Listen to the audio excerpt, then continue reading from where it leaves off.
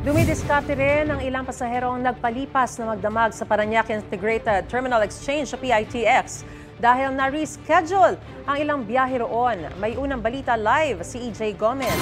EJ, paano ang diskarte?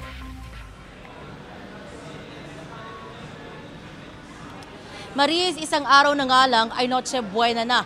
Pero ngayon pa lang, hanggang ngayon, dito sa PITX, marami pa rin sa mga kababayan natin ang ngayon pa lang uuwi sa kanilang mga probinsya para doon magdiwang ng holiday season.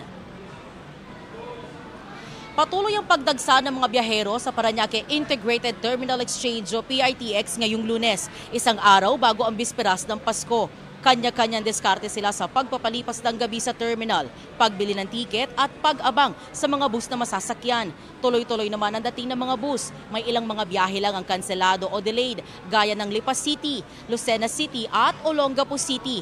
Kailangan lang maghintay ng panibagong schedule. Nananatili namang naka-full alert ang seguridad sa buong terminal.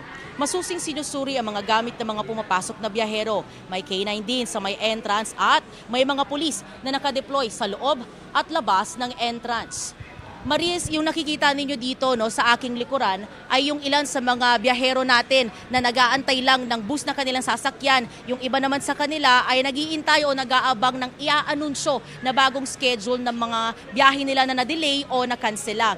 Sa labas, Maris, nagkakaroon ng kaunting traffic dahil na rin sa mga bus na nagbababa ng mga pasahero at mga private vehicles na naghahatid at sundo ng mga pasahero o biyahero rin. Dito naman, sa may entrance itong terminal ay from time to time, may namumuunang pila. Yan muna ang latest mula rito sa Parañaque City. EJ Gomez para sa GMA Integrated News.